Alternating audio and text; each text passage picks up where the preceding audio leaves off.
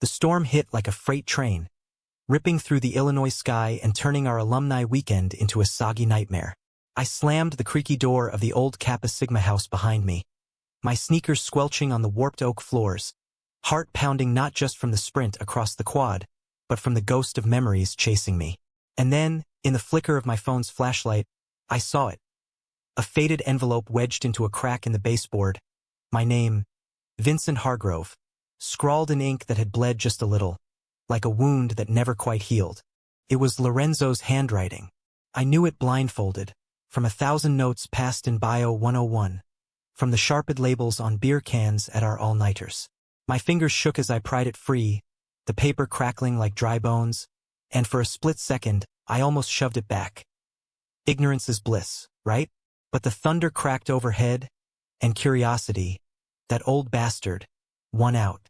I tore it open right there in the musty foyer, the words hitting me like buckshot. Vincent, if you're reading this, I failed you. I love you. I always have. And I'm sorry for running. That was 10 years ago we'd buried here, under the weight of keggers and final exams, of stolen glances in the library stacks that neither of us ever named. Lorenzo Ruiz and I had been inseparable since freshman orientation at Northwestern. 2 kids from the Midwest Rust Belt. Him from a sprawling Mexican-American family in Chicago's Pilsen neighborhood. Me from a dying steel town outside Rockford where dads like mine worked themselves into early graves. We bonded over bad coffee and worse poetry slams, over dreams of escaping the grind for something bigger. Him to graphic design in LA, me to journalism in New York. But beneath the bro hugs and late-night drives to Lake Michigan, there was this current, electric and unspoken, pulling us under. I felt it in the way his laugh lit up a room, in how he'd sling an arm around my shoulders and linger just a beat too long. Gay? Hell, I didn't even have the words for it back then. I dated girls, sweet, uncomplicated ones like Sarah from Sorority Row, to keep the questions at bay. Lorenzo never pushed. He just watched. Fast forward to now. 32, single, scraping by as a freelance writer for outlets that paid in exposure and ramen. The campus trip was my ex-roommate Jake's idea. A nostalgia night's bullshit for our class reunion. 20-somethings turned 30-somethings pretending the glory days weren't rotting in our rear views. I'd almost bailed, but then Lorenzo texted, "You coming? Miss your ugly mug." Simple as that, and I was packing my duffel, heart doing that stupid flip it always did for him. He looked good when we hugged in the parking lot. Taller somehow, his black hair longer, threaded with early silver, his artist's hands calloused from freelance gigs. Still had that easy grin, the one that hid storms. We cracked open beers by the bonfire that first night, trading war stories about bad bosses and worse dates, the group orbiting us like we were still kings of the hill. But his eyes kept drifting to the old frat house, the one we'd crashed in after parties, and I wondered if he felt it too. The pull, the what-ifs clawing back to life. The rain started Saturday afternoon, chasing everyone indoors for awkward icebreakers and a slideshow of cringy yearbook pics. I slipped out for air, or maybe to dodge the small talk about my promising career that felt like a polite eulogy. The Kappa house loomed at the edge of campus, boarded up since a hazing scandal 5 years back. But the side door was ajar. Kids these days, no respect for ghosts. Inside, it smelled like mildew and regret, floorboards groaning under my weight as I climbed to the attic, the place where we'd hidden out during storms like this one. Lightning flashed through the grimy skylight, illuminating stacks of forgotten furniture, and that's when the baseboard caught my eye loose, like it had been kicked once too often. The letter was dated our junior year, the fall after we'd road tripped to Wrigley Field and gotten blackout drunk on old styles. Vincent, it began, I'm writing this because if I don't, it'll eat me alive. Remember that night on the lake? When you kissed me on a dare. You laughed it off, called it bro stuff. But God, it wrecked me. I've loved you since orientation, since you defended that queer kid in our dorm against the jocks. But you're straight, or at least you think you are, and I can't be the one to blow up your world. So I'm transferring credits next semester, telling everyone it's for a better art program in California. Lie but necessary. Don't hate me, just live big, okay? Find someone who deserves you. Love always, Lorenzo. My knees buckled.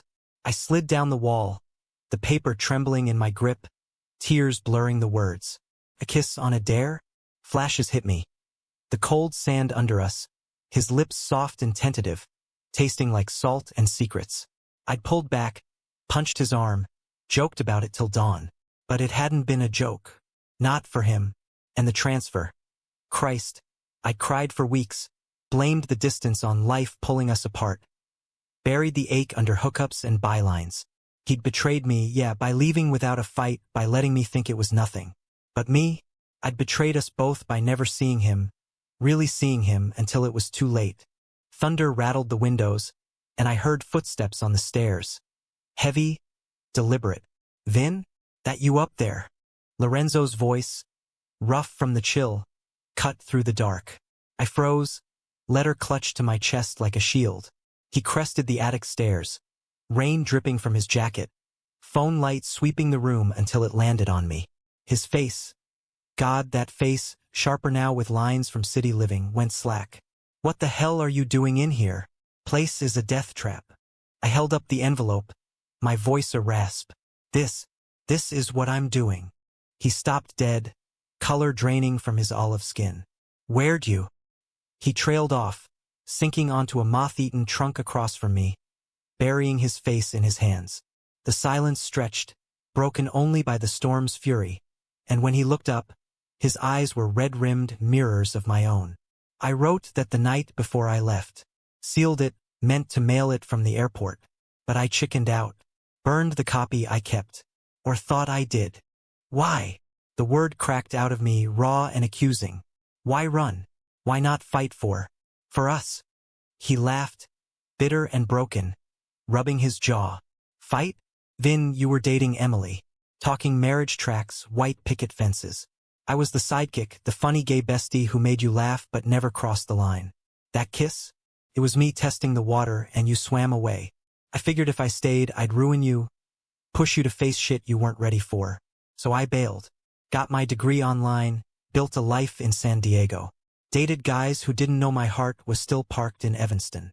The betrayal twisted deeper, a knife in the gut. You think I was straight? Lorenzo, every girl I touched felt wrong because it wasn't you. I drove to California twice that first summer, chickened out at your door both times. Wrote letters I never sent, just like you. I tossed the envelope at his feet.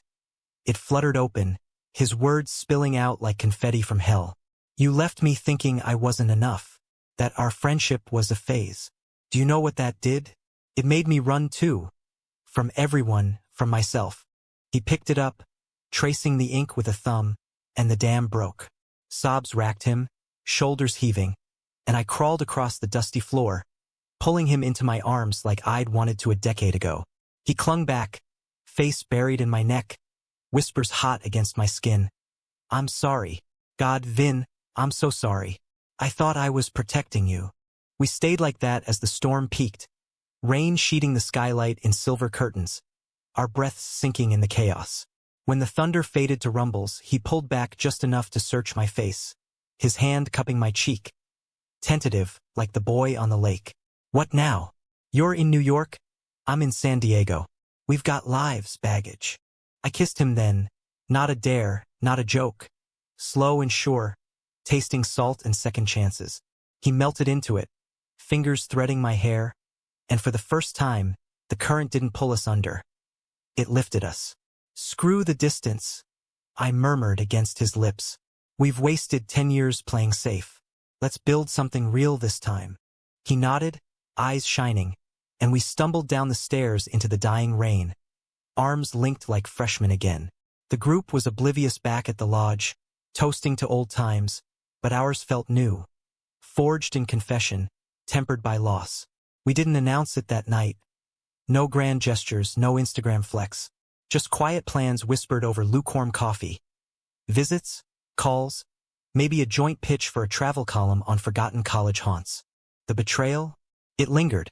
A scar we'd trace in quiet moments, reminding us fragility's price. But in its wake came grace, the kind that says love isn't a sprint but a marathon, full of detours and do-overs. As we drove out of Evanston the next dawn, his hand on my thigh, the skyline blurring in the rearview, I felt it. Not just survival, but thriving. Human, messy hours. And that letter? I keep it in my wallet now, a talisman against the storms sure to come. Because some betrayals don't end stories, they start them.